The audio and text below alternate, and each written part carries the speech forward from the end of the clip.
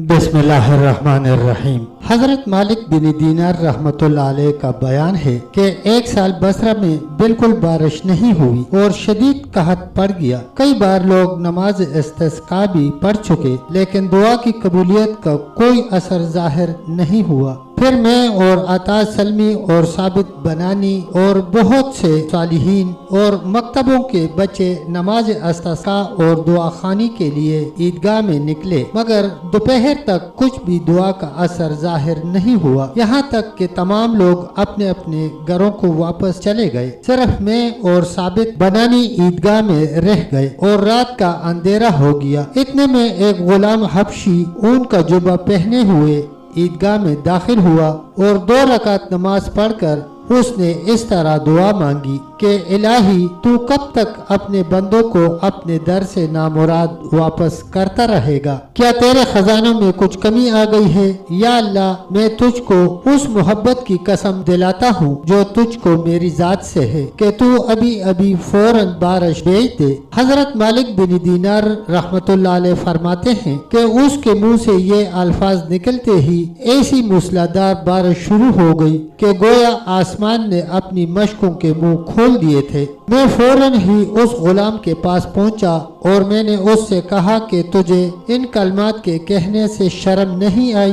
तुझे क्या मालूम कि खुदावंद ताला को तेरी जात से मोहब्बत है? उस गुलाम ने कहा कि जी, तुम मेरे सामने से हट जाओ। अगर उसको मुझसे मोहब्बत न होती तो वो मुझे पैदा क्यों फरमाता? बिलाशुबा उसको मुझसे मोहब्बत है और मुझको उससे मोहब्बत है, लेकिन मेरी मोहब्बत ऐसी है जो उसकी शान के लायक है। मालिक बिन दीनार कहते हैं कि मैंने उसके कलमात व करामात से मुतासर होकर उसके मालिक से उसको 20 दरहम में खरीद लिया और अपने घर लाया। जब मैंने उसका नाम दरियाफ्त किया तो उसने बताया कि मेरा नाम मेमून है। फिर वो गुलाम मुझसे कहने लगा कि ए मेरे मौला, आपने किस लिए मुझे खरीदा है? मैं तो किसी मखलूक की खिदमत के लायक ही नहीं हूँ। मैंने कहा कि ए मेरे आका, मैंने आपको इसलिए नहीं खरीदा है कि आप मेरी खिदमत करें, बल्कि मैंने तो आपको इसलिए खरीदा है कि मैं आपकी खिदमत कर सकूं। उसने कहा कि ये किस लिए?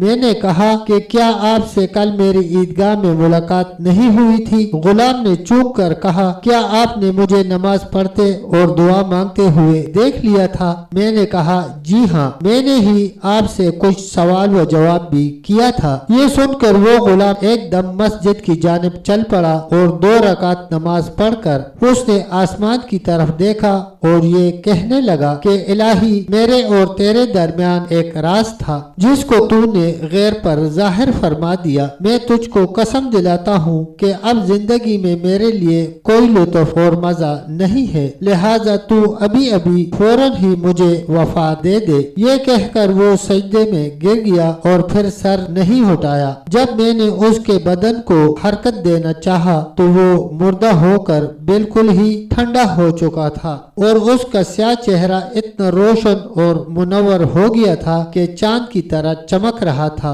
फिर अचानक एक जवान दरवाजे में कफन लेकर आया, सलाम किया और ताजियत के कलमात कहकर कफन पेश किया। फिर हम लोगों ने उस गुलाम को गुस्ल देकर उसी कफन में लपेट कर दफन कर दिया। जिंदगी में कभी मैंने इतना अच्छा कफन नहीं देखा था। मालिक बिन दीनार फरमाते हैं, आज तक हम लोग उसकी कब्र मुबारक को वसीला बनाकर खुदावंद ताला से बारिश की दुआ मांगते और अपनी हाजतें तलब करते रहते हैं। बुखारी शरीफ की हदीस में है कि बहुत से ऐसे बंदगान खुदा हैं जिनके बाल परागंदा और गुबार आलूद हैं और लोग उन्हें हकीर समझकर अपने दरवाजों से धक्का देकर निकाल देते हैं, लेकिन बारगाह खुदाबंदी में उनकी महबूबियत व मकबूलियत का ये आलम है कि अगर वो किसी बात की कसम खा जाएं तो अल्लाह ताला जरूर उनकी कसमों को पूरा फरमा देता है। सुभान अल्लाह। तब तक दोस्तों